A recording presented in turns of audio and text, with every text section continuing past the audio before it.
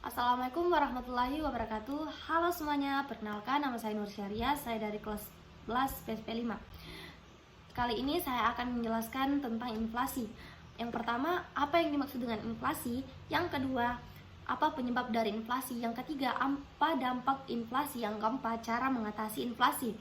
Baiklah, yang pertama saya akan menjelaskan apa yang dimaksud dengan inflasi. Inflasi adalah sebuah perekonomian di mana harga-harga secara umum mengalami kenaikan secara terus-menerus dalam jangka waktu yang panjang. Dan umumnya inflasi menjadi penyebab menurunnya nilai mata uang secara kontinu. Dikatakan tingkat harga secara umum sebagai syarat inflasi, dikarenakan banyak sekali jenis barang di pasar, naiknya harga satu atau dua barang saja tidak bisa disebut dengan inflasi. Disebut inflasi jika sebagian besar barang-barang mengalami kenaikan. Juga dikatakan kenaikan harga secara terus-menerus. Sebagai syaratnya dikatakannya sebuah inflasi karena harganya bisa saja naik hanya untuk sementara.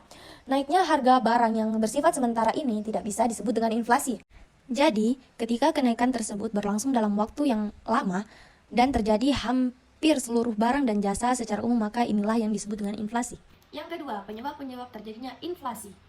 Inflasi disebabkan banyak faktor secara umum. Penyebab inflasi adalah terjadinya kenaikan permintaan dan biaya produksi. Berikut beberapa penyebab terjadinya inflasi. Yang pertama, meningkatnya permintaan. Penyebab inflasi ini disebabkan karena peningkatan permintaan untuk jenis barang atau jasa tertentu. Dalam hal ini, peningkatan jenis barang atau jasa tersebut terjadi secara agregat. Faktor yang bisa menyebabkan terjadinya inflasi ini diantaranya adalah meningkatnya belanja permintaan. Yang kedua, meningkatnya permintaan barang untuk diekspor. Dan yang ketiga, meningkatnya permintaan barang untuk swasta. Yang kedua, meningkatnya biaya produksi. Penyebab inflasi ini karena meningkatnya biaya produksi, adapun peningkatan biaya produksi disebabkan oleh kenaikan harga bahan-bahan baku, seperti bahan bakar naik hingga upah buruh naik. Dan yang ketiga, tingginya peredaran uang. Penyebab inflasi ini dikarenakan uang yang beredar di masyarakat lebih banyak dibanding yang dibutuhkan. Ketika jumlah barang tetap sedangkan uang yang beredar meningkat 2 kali lipat, maka bisa terjadi kenaikan harga-harga hingga 100%. Yang ketiga, dampak akibat inflasi. Yang pertama, meningkatnya permintaan.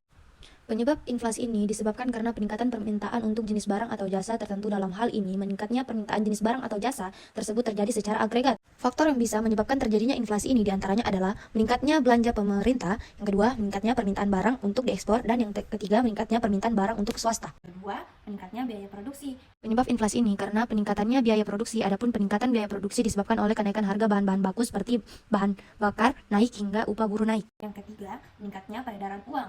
Penyebab inflasi ini dikarenakan uang yang beredar di masyarakat lebih banyak dibanding yang dibutuhkan. Ketika jumlah barang tetap sedangkan uang yang beredar meningkat 2 kali lipat, maka bisa terjadi kenaikan harga-harga hingga 100%. Dan yang keempat, menurunkan daya beli masyarakat. Inflasi menyebabkan nilai uang menurun sehingga daya beli masyarakat menjadi lebih rendah. Masyarakat akan kesulitan untuk membeli barang-barang yang dianggap penting karena harga terus menaik. Yang kelima, merugikan bagi peminjam. Inflasi ini juga dapat merugikan bagi peminjam karena ketika mereka meminjam uang, harga-harga di pasar sudah naik. Hingga ketika mereka harus membayar kembali pinjaman tersebut, nilai uang yang harus mereka kembalikan akan lebih rendah dibandingkan dengan nilai uang yang mereka pinjam. Yang keenam, merusak struktur ekonomi.